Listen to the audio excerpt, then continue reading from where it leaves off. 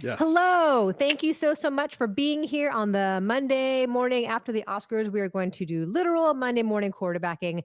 Thank you so much to all of you guys who came to our live stream, our 4+ hour live stream last night. That was so much fun. We had an amazing turnout and lots of new folks, lots of friendly faces out there in the chat, lots of spam bots that I was hitting whack-a-mole with to get rid of them. But Thank you thanks to to our all you. streaming partner.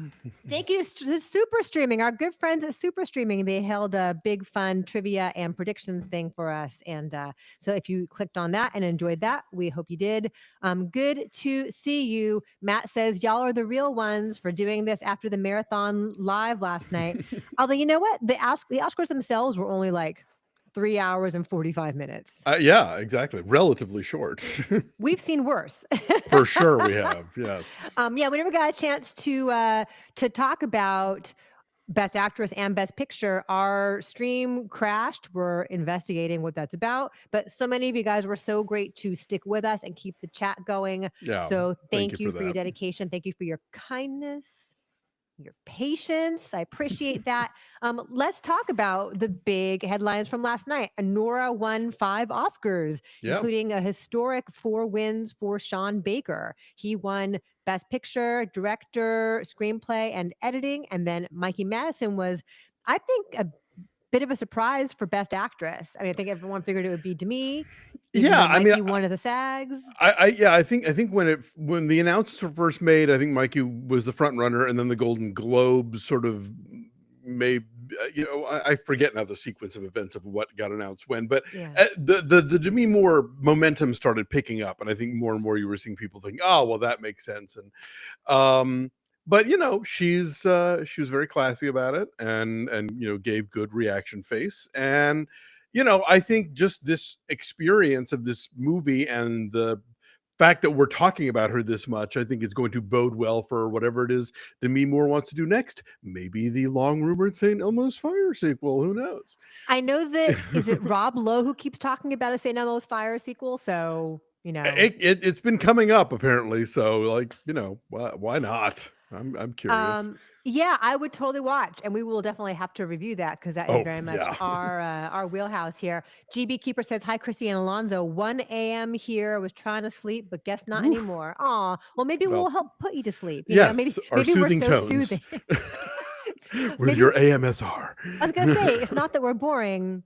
It's just that we're super comfy. That's all it is. Brent Luthold says, to me, losing was definitely the biggest disappointment of the night. And ironically, it's what the substance is about.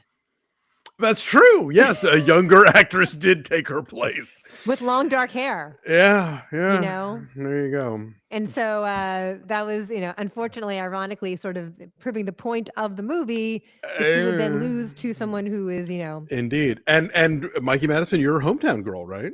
Woodland Hills, California, represent. She's from the exact same part of the valley that I am from. And if she had gone to a public school, she would have gone to my rival high school, not to my high school. Yeah, Lewis Cook says Mikey deserved to win, but I can't help being disappointed that Demi didn't get it. I feel exactly the same way. Like, Mikey is incredible in this film, and it is a star-making performance, and it requires a great deal of range and like technical skill, and it's big and it's small and it's daring.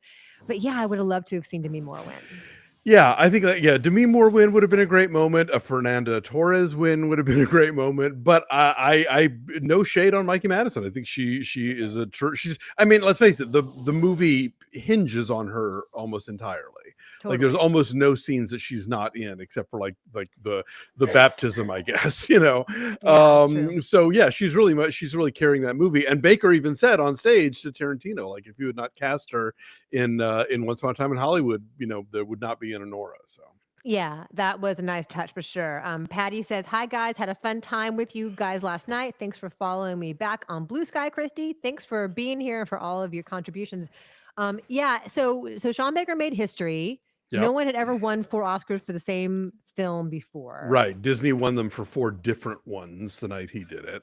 Yes. And then Brent points out, very happy to see that I'm Still Here took international. Wasn't expecting that. Yeah, that was one of the big surprises of the night. Yeah. I thought my ballot, just for edification, just, to be pure about this here, my ballot sucked.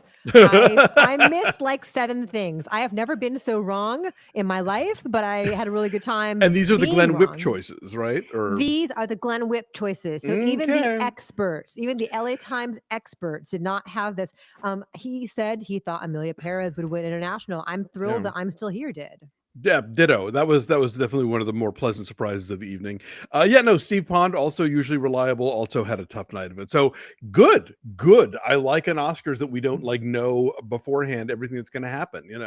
And I think that even though there were a lot of great, nominations that didn't happen, I think some of the winning choices still wound up being, interesting ones and unexpected ones. So yes, more of that, please. Yes, our friend Christine in Canada says between Anora and Flow, great night for smaller passion projects. For sure. Yeah, no, this was a very indie kind of Oscar. Like last year was a lot of Oppenheimer action, but this year, this is more like, when A24 had their big night a few years back where if with Everything Everywhere and The Whale like taking all of the top prizes, here you've got Neon shepherding another Palme d'Or winner all the way as they did with Parasite.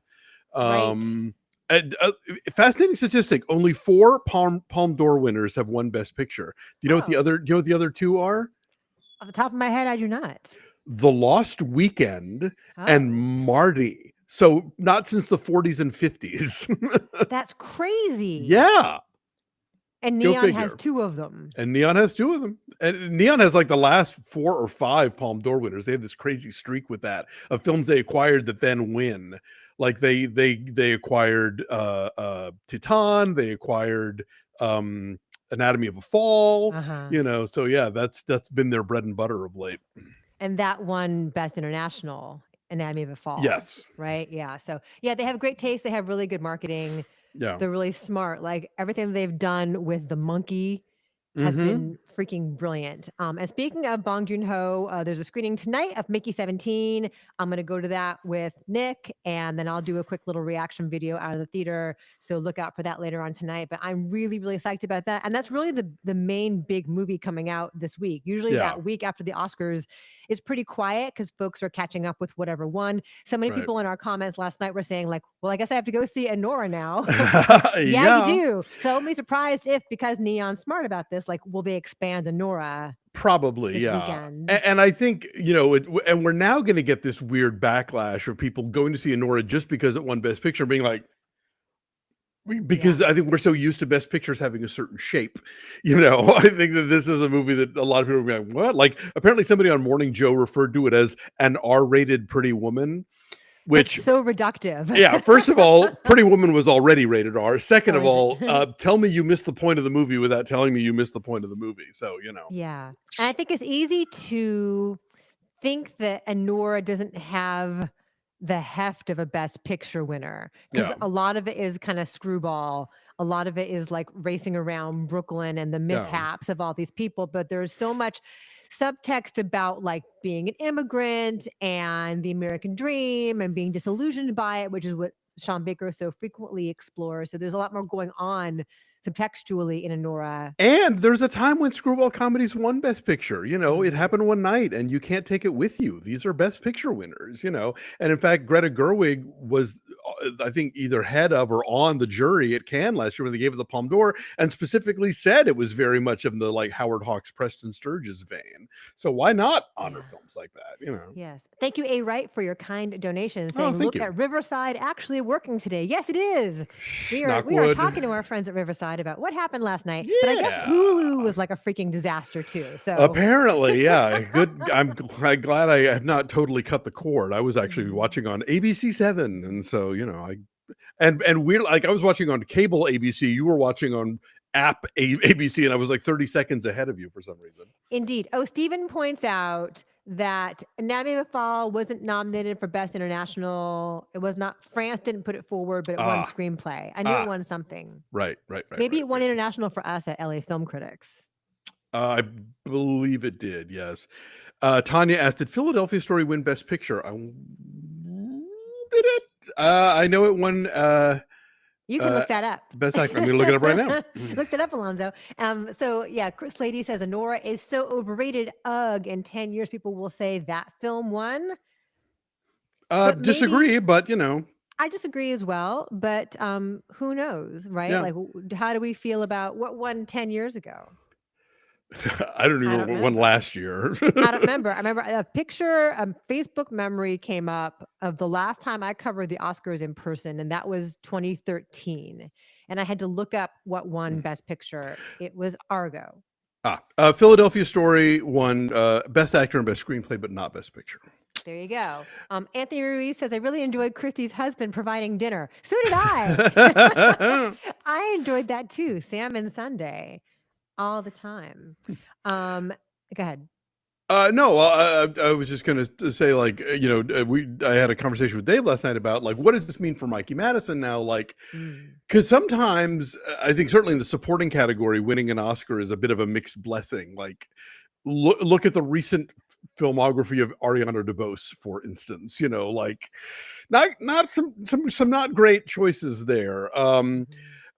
But you know, he was saying that I think that actresses now are kind of realizing that they got to make their money while they can, whether it's through, you know, getting the big acting gigs, but also like producing or entrepreneurial stuff. So you've got like Sydney Sweeney, who's become very Yeah. active as a producer, you know, and getting stuff made and, you know, working that angle of things. And you've got like, you know, who made $1 billion on skincare? One of the Jessicas.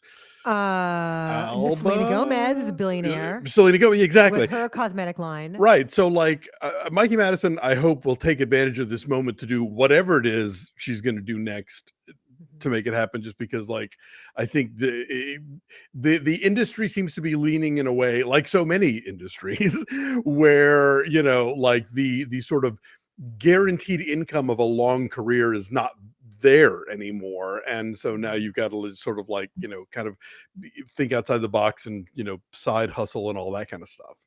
Yes, Jeffrey Thomas points out that Emma Stone is now a very serious producer, Yes, for right? So instance, she's there you used all go. that clout to make movies like A Real Pain, for example. Yeah.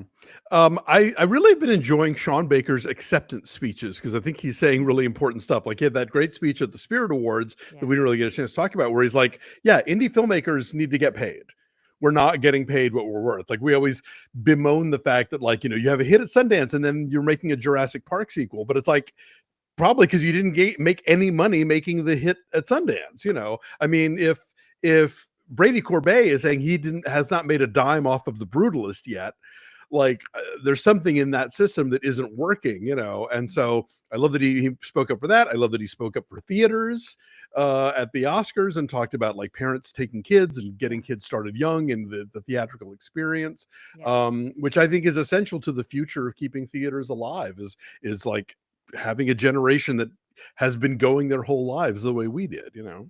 Right, and that was one of the biggest applause of the night was his plea for a return to the theatrical experience, and Yeah. I think we're all ready for that now. And the big LA Times piece that Tim Grierson did on him, was it Glenn Whipp did on him? Anyway, big LA Times piece on Sean Baker was set at the Gardena Yes. Cinema, Right. so that was great. Yeah, Matt points out Sean Baker's rise from micro budget films to independent films has been a life affirming choice in my part. Because think about, like, he shot Tangerine on an iPhone at the corner of Highland and Santa Monica, you Yeah, know? no, and he's always been true to himself. Like you look at his filmography, and every single thing is very much something he really felt passionate about making. You know, there's nothing in there where you're like, oh, well, this is his, you know, like trying to get a studio movie made kind of thing. It's like, no, he's making Red Rocket and Florida Project and Tangerine and, you know, Takeout, like these very Mhm. personal feature films, and you know. And last night it all paid off, you know. Yes. So the answering the question I asked, what won Best Picture 10 years ago, that was Birdman. Ah, Birdman's a good one. I like that movie a lot. I don't think you liked it quite as much as I I did. liked Birdman. I really wanted Boyhood to win that year.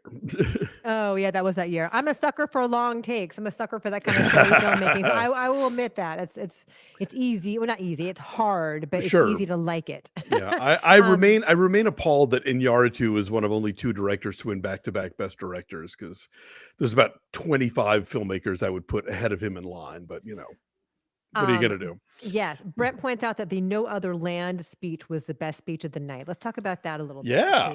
because it was, the Israeli and Palestinian filmmakers on stage Mhm. making this plea for connectedness, understanding, and I was totally wrong about that because in the predictions video that Glenn and I did, we talked Mhm. about the documentary category, and I've had No Other Land as my choice for a long time. I literally had it and then crossed it out and put Porcelain War Right. because I thought his point was a really smart one that like, oh, no one's going to want to touch this. It's too controversial, Yeah. especially now. And what they said was one of the more rousing moments of the night, and yeah, one of the best speeches of the night. What did you think about it? Yeah, no, it was great, and I think they were very savvy and basically like, there's nothing in that speech you can object to. There's nothing in that speech, or there was like, we need to come together as a community and find a path to peace. That's not, the how do you find fault with that? Of course, there are already like right-wing people online who haven't seen the movie and never will, who are like, oh, Hamas won an Oscar last night, blah, blah, blah. And it's like, no, no, no. And one of the dudes on stage that you were complaining about last night is Israeli and is telling this story with his friend who is Palestinian. And, I know people get hung up in the weeds of politics, but like I think in the basics of like people should be allowed to live their lives, that's not a controversial statement. Yeah, but in our times, in our Yeah. divisive times, thank you, Teddy, for your Thank you, kind Teddy. donation. Teddy says, "I don't think Anora is anywhere near Sean Baker's best movie. Is it just me? Yes." Yes, I it mean, is just you. if I had to rank them, Okay. I mean, it is quite possibly my number one, but like, Okay. I really like Tangerine. Me too. I really like Takeout. I really like Starlet, which a lot of people haven't Mhm. seen because it was rated NC-17. Um, but I hate ranking stuff. That's why I always have a hard time when I go on like screen drafts and stuff. Like Mm. because it depends on the day you ask me, but on some days, yes, I would say Anora is his best film. It feels like it taps into a lot of the themes Yeah. and the approach he's taken all this time, but on a larger scale Yeah. that still maintains his independent spirit, right? Like it's Yeah. not a blockbuster, it's not a Sure. giant film, but it is more But the canvas is complicated. larger Yeah, and more yeah. complicated, more elaborate, but still the themes that matter to him. I think he made this the way he makes his movies Yeah. always. So he hasn't had to compromise or sacrifice his artistic integrity or his approach to filmmaking, the kind of stories he wants to tell. Yeah. I Um, would not classify this very often with the Academy Awards. It's like, oh, well, oops, we forgot to honor you for like everything else you did. So here's your Scent of a Woman Oscar, Al Pacino, or whatever. I don't think that's the case here. I think that this is some of, if not his very best work. Yeah. Cammy Loves Movies points out that Sean Baker's first feature, Takeout, cost him $3,000 to make. Yeah, Really? it's very micro budget, and Criterion put it out on Blu-ray, so like you can go back and apparently he made a feature before that I'd never heard of. I read in an article, I say somebody referenced. I was like, I don't know about this movie because the first ones I know are Takeout and Prince of Broadway, but yeah, those were like very micro budget affairs. That is cheaper than the famed $7,000 that El Mariachi cost. Exactly. That's like less than half the price. Jimmy Henderson says, haven't really watched a movie since 2016. But we're glad you're here. I hope Okay. this is a confusing conversation for you because we're talking about movies. So movies are good, Jimmy. Go check them out. We're happy that you're here. Movies now more than ever. Movies.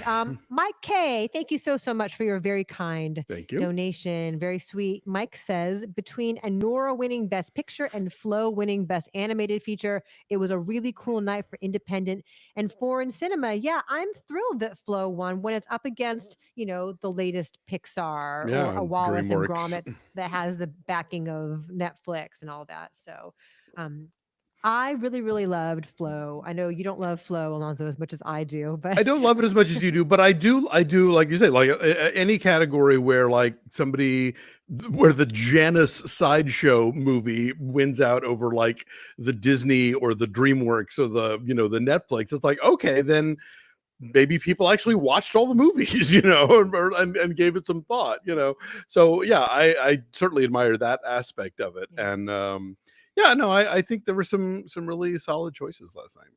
Our friend Christine asks, does anyone know which award Harrison Ford was supposed to give out? Is he okay? He has shingles, right? Didn't we Yes, learn that he has shingles? he And has shingles. was he supposed to give out the award that Mark Hamill ended up giving out? That's my guess. That my guess when Mark Hamill came out, I'm like, oh, this is where Harrison Ford was supposed to be, but I don't know that. Don't take it to the bank. I don't know for sure. How do we know that Harrison Ford had shingles? It was announced, like Oh. his they told the press or whatever.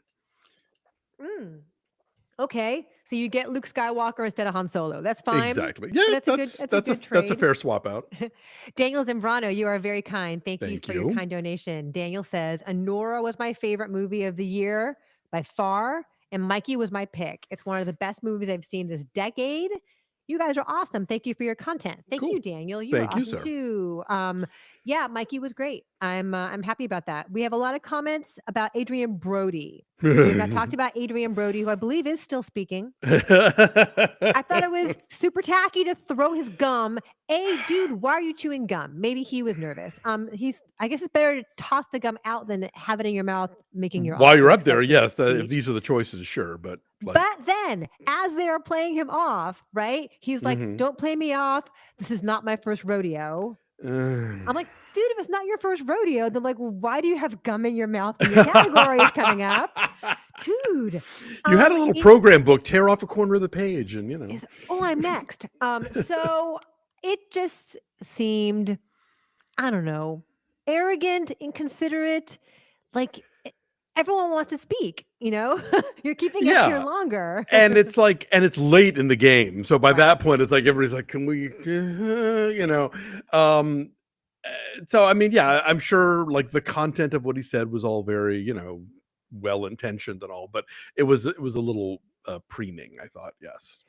Yeah, and just the idea that like that his time is more valuable than everybody else's, Mm, right? There's a big picture going, no pun intended, big picture going on here as far as the whole flow of the show and yeah, trying to allocate time fairly to everyone who wins. And yeah, by talking and talking and talking and talking as he gets played off twice, it suggests that his time on stage is more important. What he has to say is more important than yeah, what all the other winners had to say. yeah, yeah.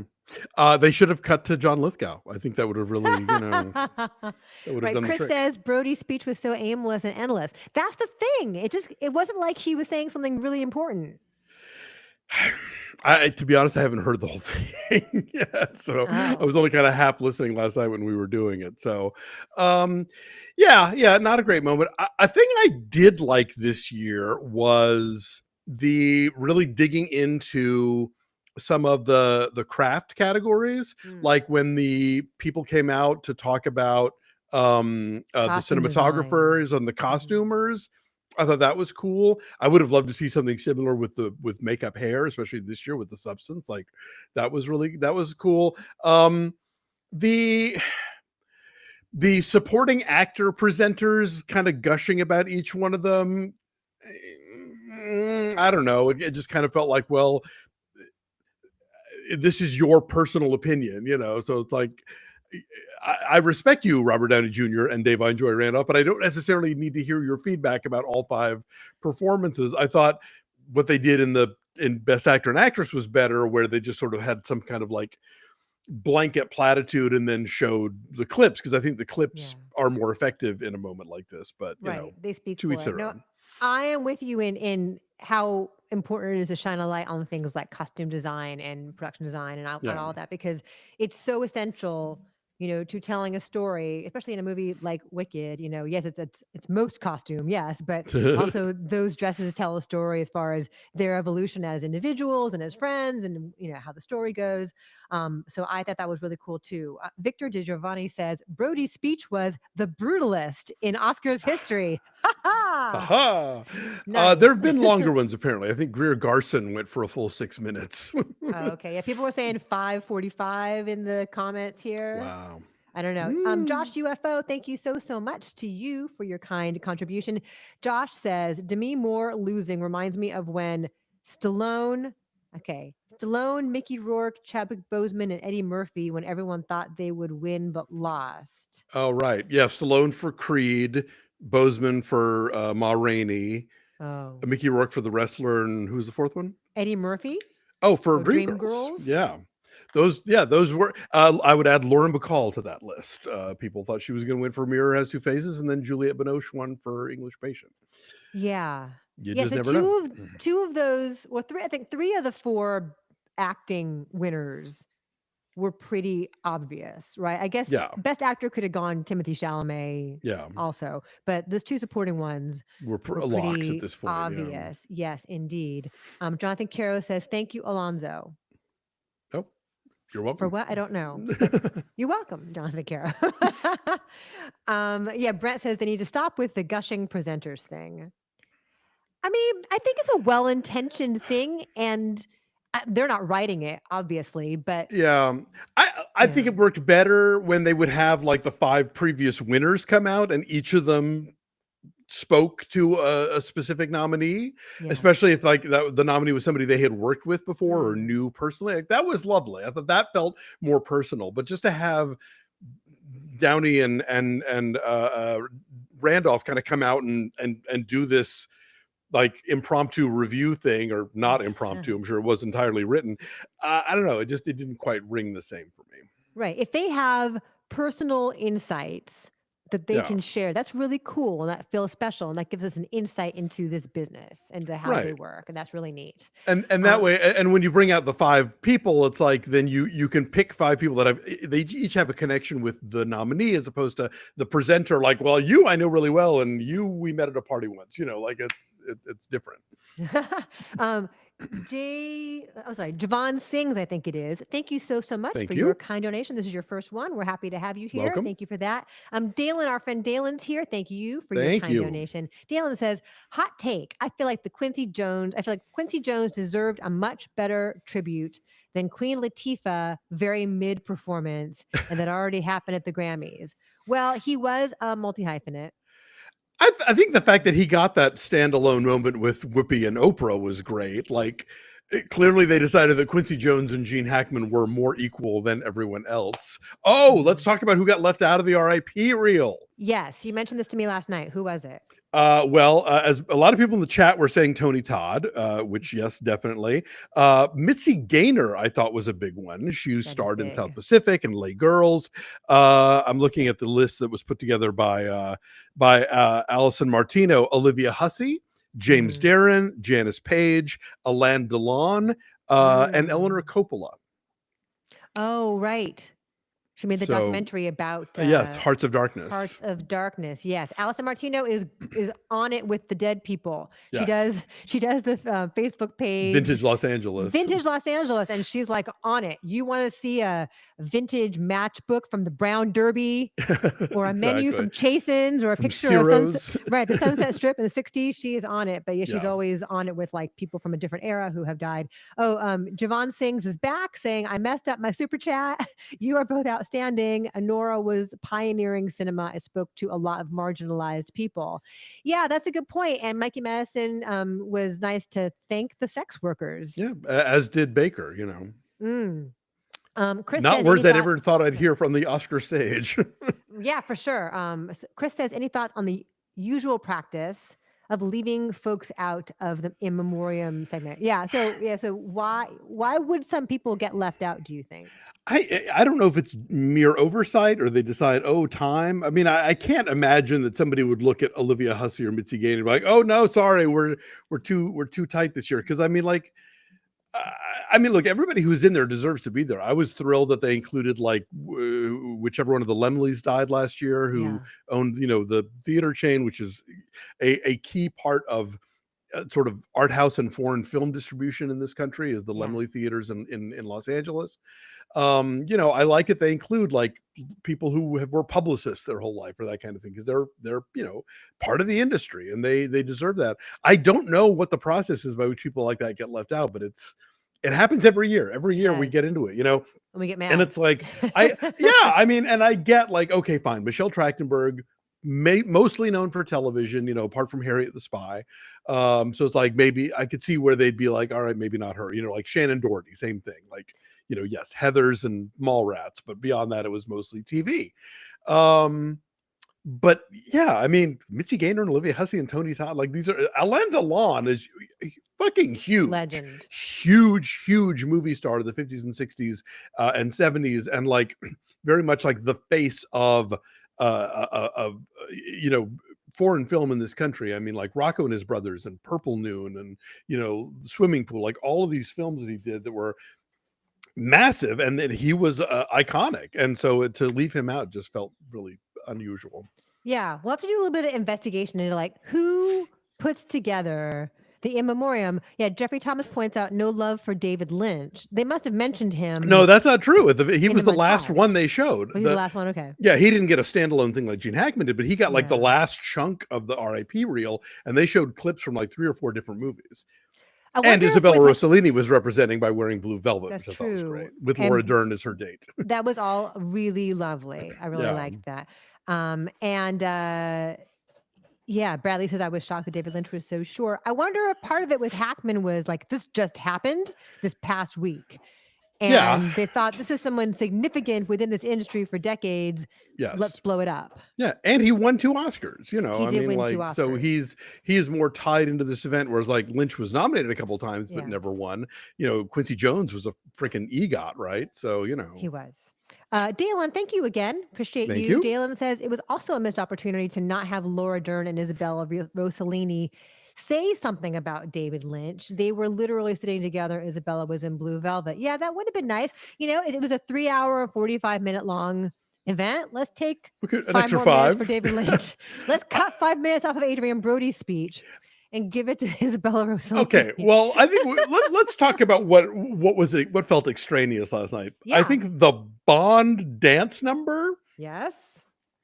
Also, I kind of feel like we've done that before. Like, I seem to remember a year where it was like the 50th anniversary of Dr. No something, and they actually like did another medley of these songs. I think they actually had Dame Shirley Bassey come out and do like Goldfinger or whatever.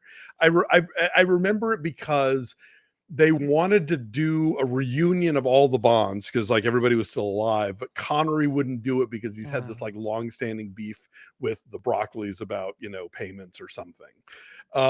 So we've been down this road before. Okay. So and I think in a year where you're going to say like, hey, we're not doing the original song nominees, which is fine, but if you are going to do a musical number, it damn well better have a real reason to be there, which I think you could definitely make the case for the opening number. And you could even make the case for the Quincy Jones. I don't know that I would have picked another song from The Wiz, given all of the stuff of his career. I mean, they could have done like, you know, they could have done one of the songs from The Color Purple, like from the non-musical version, like, you know, Sister or God is trying to tell you something. Or Miss Seeley's Blues, whatever, you know. So yeah, it's always I don't know what the thought process is in figuring out what this is in, this is out, you know. Jonathan Carroll, thank you very, very much for your donation. Thank Jonathan's clarifying for us here. The thank you that he said earlier referred to Alonso's comments about the actors gushing over the nominees in the supporting categories. Happy for The Brutalist and Anora. And that said, we should just point out, this is a bitch to put together and the most thankless job in the world, because the next morning us and everybody else is like picking to death everything that didn't work about the Oscar show. So for the most part, well done. And, you know, like not a job I would ever want. So I'm not sitting here saying like I could do it better. Oh, no. And I think Conan was great. Conan was an excellent choice, and he found just the right tone. It's a tricky night because they also had to be serious in response to the wildfires in January. So I think he did all that, but also like maintained the Conan-ness of the bits. Like they were weird and they didn't always work, but that's sort of part of their charm. And I think given how fraught these political times are and how like timid so many corporations are, I thought he sort of rode the line of like, you know, we know what we think here, but without like hitting it home too hard. Although obviously his Anora joke scored really well. about What was the Anora joke? standing up to powerful Russians. Oh, that's cute. I didn't hear that. But like, Yeah. no one said the name of our president last night, correct? That is correct. I Not just even watched The White Lotus this morning.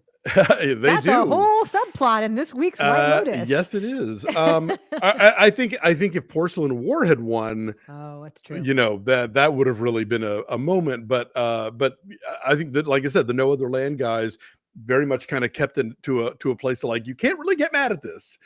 We're talking about peace, and we're talking about community, and we're talking about like coexistence and not dying. Like, so I think those are all political ideas we can get behind. Yeah.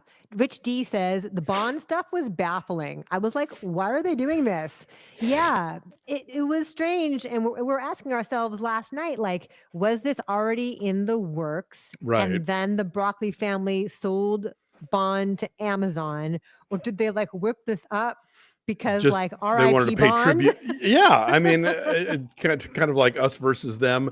It certainly felt that way, whether or not it was coincidental. Yeah, for sure. Teddy asks, is Daryl Hannah still working? I thought she looked great. She just made a documentary about Neil Young, like another documentary about Neil Young that I know played at the Santa Barbara Film Festival because our good friend Claudia Puig did a Q&A with them. Yeah.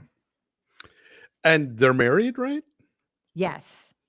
Daryl Hannah and Neil Young, not Claudia Puig and Neil Young. Yes. Daryl Hannah and Neil Young are married. Yes. Yeah. Monica Merle asks, is Brody's girlfriend Weinstein's ex? Yes. Yes. Georgina Chapman. And Weinstein produced The Pianist, if I'm not mistaken. Ah, that's interesting. Stephen Turner, thank you very, very much for your kind donation. Stephen says, Drake catching strays at every major event. Was there a Drake joke last night? I didn't hear it. Yes. Conan comes out and goes, we're halfway through the show, which means now Kendrick Lamar is going to come out and call Drake a pedophile. Oh, okay. And then he goes, don't worry, I'm lawyered up. Oh, I didn't hear that. There's a bunch of stuff that I missed, just like trying to keep up with the chat and like. No, I went back and rewatched like the first half of the show after we got done because ABC aired it again after American Idol. So yeah, I missed stuff too. What did you catch in that second viewing that we didn't talk about last night? Well, that joke. I'm trying to think what else. Oh, the bonkers Amelia Perez song acceptance. What was that? Yes, a few folks in the chat have said let's talk about that. Gage asked if you guys talked about the song yet. I don't know what that was about. I don't know what that was about either. I know a lot of people online are annoyed at the fact that for the two wins that Amelia Perez got, neither of the speeches mentioned trans people at all. Or support for them, as opposed to like, was it Natasha Rothwell at the Spirits who talked about, including trans stories. So yeah, that's a thing that happened. And then apparently backstage there was at the press conference where everybody talks to the winners. A Mexican journalist asked Zoe Saldana about the fact that the film has not been well received by a lot of people in Mexico, and apparently Zoe Saldana was apologetic about that, and that it's not really a film about Mexico. This is a film about these women's stories, and it could have been anywhere. And it was a very kind of it was a very kind of fluff answer. It's very specific to a place and time. It's about cartel violence and how this woman atones for it. Exactly. Yeah. And so then you've got for the song, which again, you've got like here come three French people to accept an Oscar for this Spanish song about Mexican politics, and it was just very weird, and it was a weird moment where they just started singing and stuff. Like, I don't know. Yeah. I agree. Brent says Amelia Perez going 2 for 13. What a weird campaign. Yeah, there's a lot of self-sabotage going on with that film. a lot of own goals. Yeah, no, for sure. Oh, Nick C says last night was so much fun. Thanks for the fun. Yeah, thank you for spending the whole time with us. We really, really appreciate it. Kyle says lots of nasty people on Reddit hating on Zoe last night. She deserves that award. It's a tough performance. I guess. Yeah. I'm so about the movie in general that like, I think we talked about this last night. It's hard for me to sort of like, separate her work out and be like, okay, yes, this is good. Like, I mean, yeah, I've got no complaints about that performance, but Yeah. like, I think there were, I would have given it to Margaret Qualley over her, Who wasn't even nominated. who was not even nominated. And she was even allowed to be there last night. She and Demi could occupy the same space. It was exciting. She was dancing in the Bond number. Did you not see her? Oh, no, I That did not. I did not notice that was that. her on stage in the red dress in the dance part before the three vocalists came out.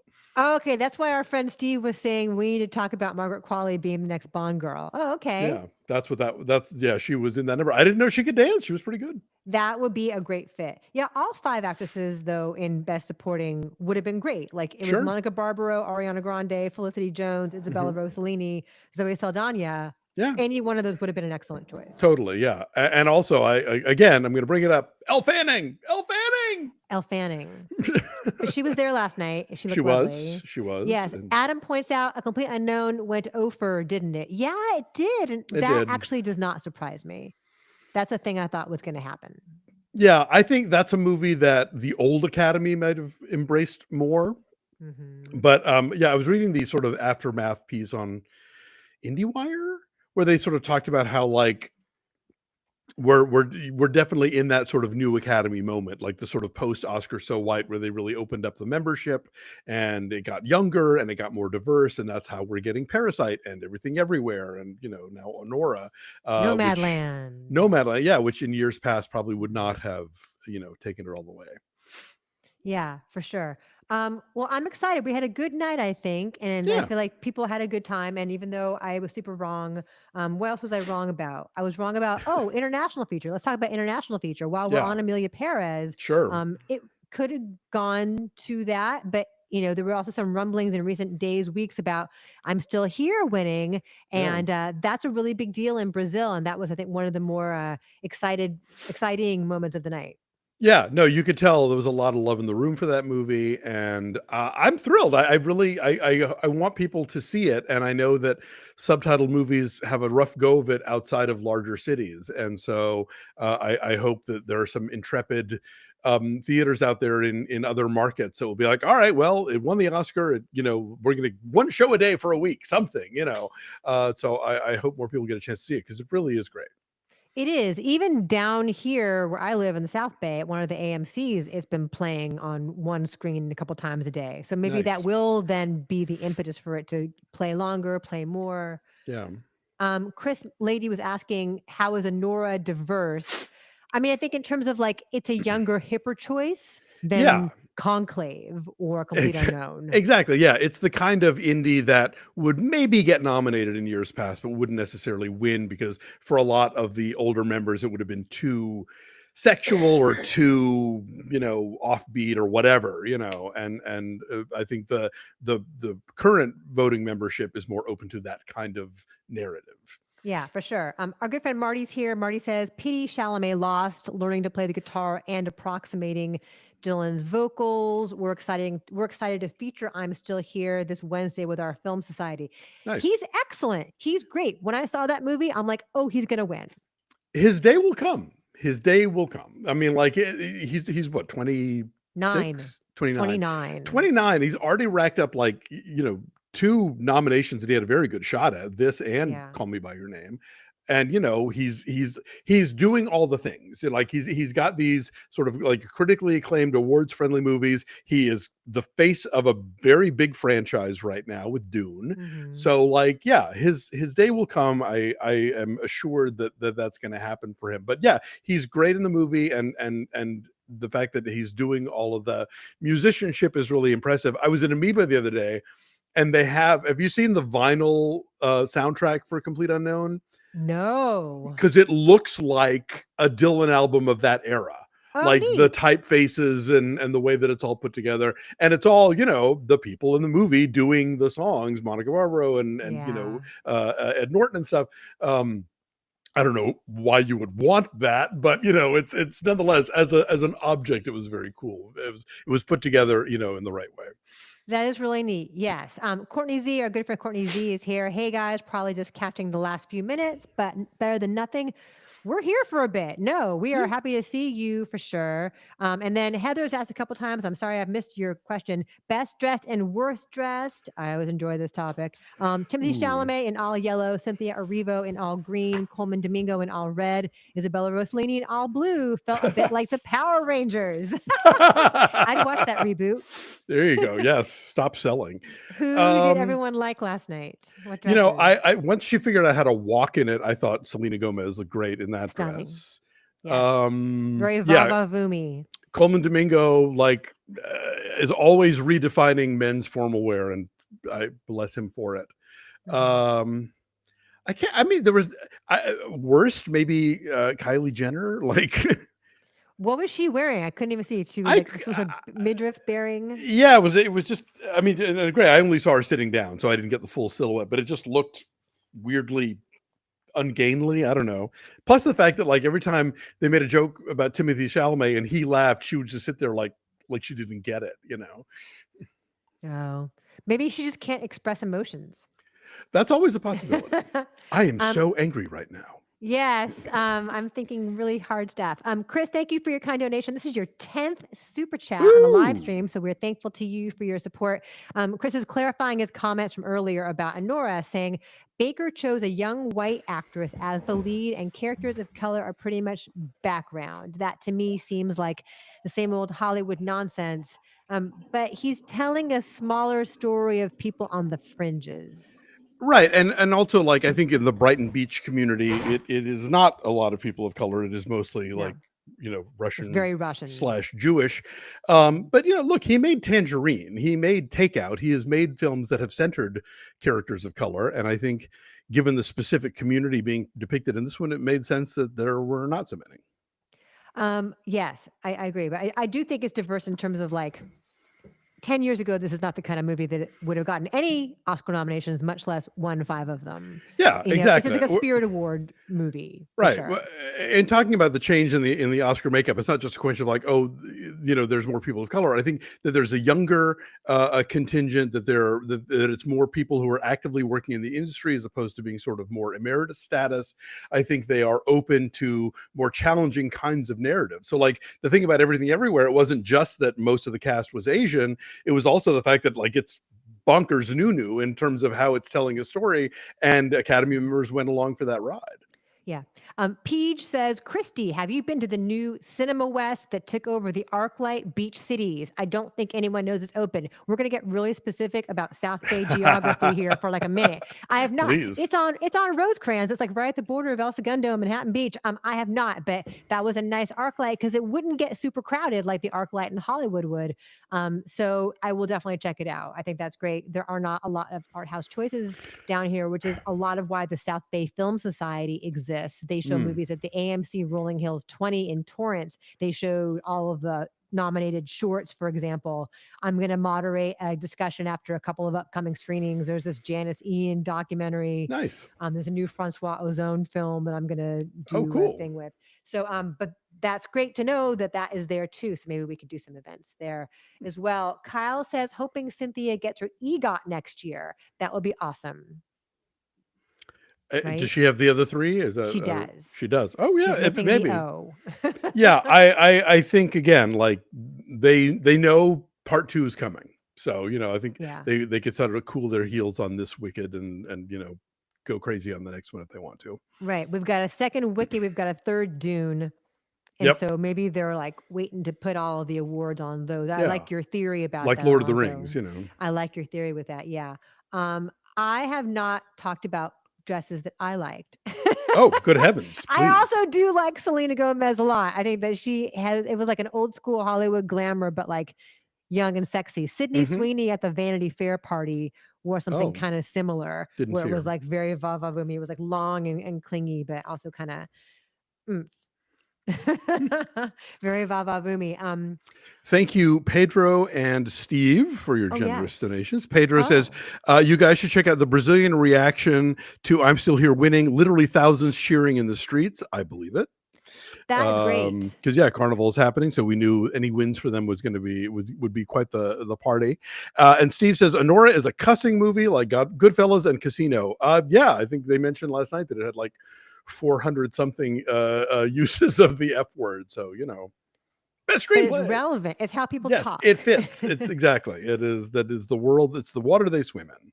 Yeah, no, for sure. Oh, yeah, we're having a Californians moment here for sure. Mm. Navetsny says, "Is Margaret Qualley a good dancer? She looks great to me, but wonder what dancers think." I She's mean, built like a dancer. yeah, I'm sure like it was structured around what she could and couldn't do. So I'm not going to say for sure. Oh yes, she's brilliant, But she carried off that number well and didn't look dumb doing it. So good for her. Have you seen the new Gap ad with Parker Posey? No. Lots of dancing in it, and at one point she's dancing down a table, and it's very party girl. It's you should look it up on Oh. YouTube. It's really great. Did she have a little razapam beforehand? I love that Parker Posey's having a moment. She deserves it. Yes. That's a White Lotus reference for all of Yes. you. Oh, where was I? I lost something I was going to say. Oh, about someone was mentioning Halle Berry's dress. That was a really good one too. Yes, shiny. And not everyone can pull that off. No, right? no. You are statuesque and stunning. You can pull that off. Courtney loved Demi Moore's dress. Also beautiful, very elegant, very simple. Sexy. Oh, I didn't see Courtney Love. Was she there? No, Courtney Z. Our friend Courtney says, I'm sorry, Loved Courtney Demi's says, dress. Gotcha. I Okay. loved. I'm Sorry. rushing. It's exciting. And Amber Friendly says, wasn't she in that Fosse show? Oh, Fosse Verdon? Was she in Fosse Verdon? Oh, was she in Ranking? Hang on, looking it up. You got to look it up. We recapped it on our We Patreon, did. but it was like 6 years ago. Yeah. I was living in a different place. That's how long ago it was. Yes, and Sam Reb points out that she danced in The Substance. Oh, right? that's true. For Sue's workout show. She was Anne Reinking in Fosse Verdon. That's right. I totally forgotten about that. Yes. So I guess she is a dancer. Yes, and Anuj points out how is Halle Berry 58? Yeah, she's stunning. Portrait in the attic. Yes, it is her job to look that good, but I'm sure works very, very hard to look that good. Nayland. Nayland. Do you know Nayland? I do. Thanks Who's for watching. Nayland? Nayland is a brilliant artist, and they are watching now, which is exciting. Good to see you. Nayland says, I believe in the Wonka curse. Play a Wonka, never win an Oscar. Sorry, Timmy. Well, that's true. Gene Wilder and Johnny Depp. I've never, I never thought of it that way. It's a little terrifying, but you might be onto something, Nayland. Oh, but you get all that delicious chocolate. So exactly, in your pocket. They can't take that away from you. Maybe Timmy will be the one to break the curse. We'll see. I think so. Okay, so we should wrap up in a little bit, but is there anything we did not talk about that you guys want to get to? Is there anything from last night that we didn't mention, any category? How did we all do on our ballots? I notoriously did terrible. I did 16 out of 23. Yeah, did anybody do it? Because I feel like both the shorts were not the expected winners, right? Yeah, all three of them seemed like they were surprises. The three shorts, right, yes. And I don't know if anyone did well. So if you did well in your poll, and because you did not listen to us, good on you. I'm very happy for you. I'll tell you, there have been years where I have done two, and like one is my sort of very pragmatic, here's what I think is going to win, and one is the like, here's what I wish would happen. And sometimes you'd be surprised which one comes in first, Yes.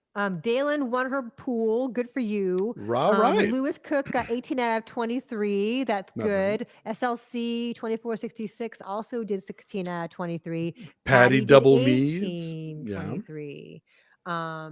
What else? Real Dreamer got 17 out of 23, and Bradley also. That's great, you guys. Yeah. Well done. But I'm really enjoying being wrong. And you can quote me on that because it made it so much more fun. Teddy came in fourth in his pool. Bradley got 17 out of 23. He got one of the three shorts. Afro Angola, our theory about Wicked is that because For Good is coming out this holiday season and is going to be doing that awards route, that's probably where they're saving their action.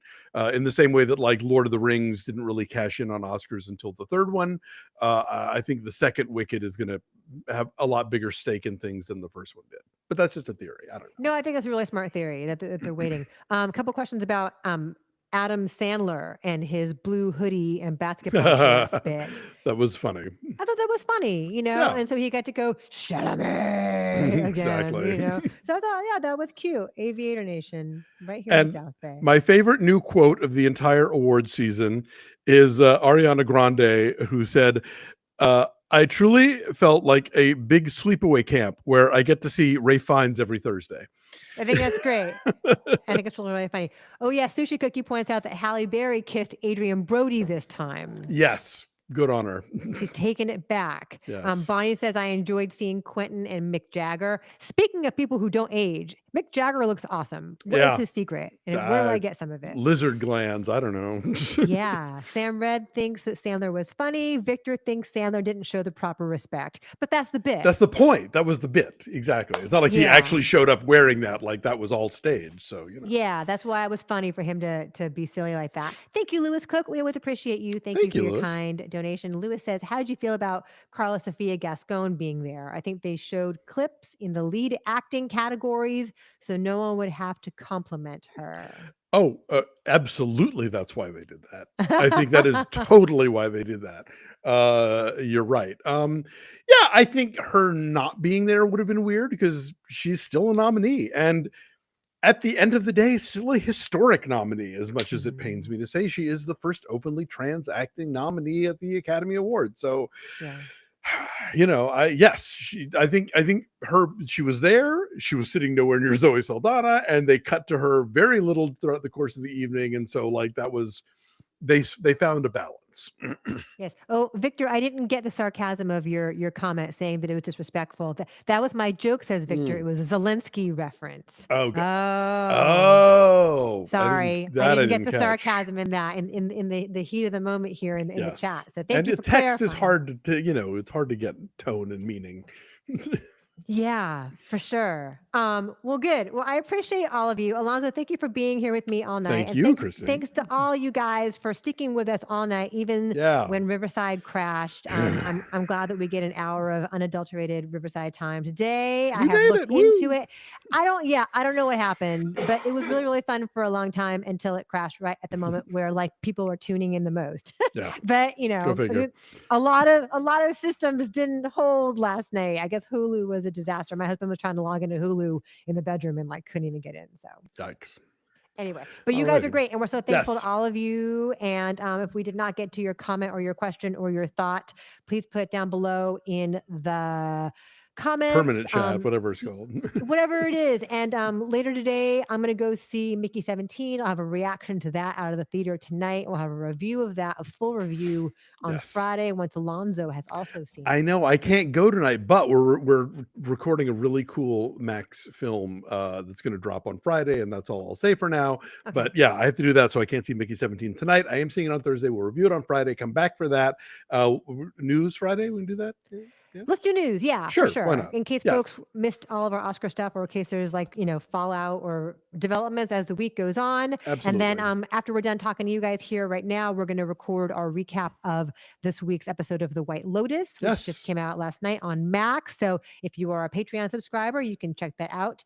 And then if you're not, patreon.com/bfestallday. Yes, you can join us there. And there's a couple more days left, I think, still to vote in our Gene Hackman poll. Yes. Again, only for our subscribers, and only our subscribers will get to see the review of the film that they choose. So patreon.com/bfestallday if you're not already a member. Lots of fun stuff over there. We hope you'll join us. Yes. Thank you to Marty and DK and Steven and Leo and our new friend Beata, Jeff's wife Beata. Hello. Thanks for being a channel member. And Marty and Christine and Steve. Dalen and Nayland and everyone's here. And we appreciate you all so much for all your insight and your enthusiasm and for sticking it out with us. And we will see you again live on Friday. Yes. Bye.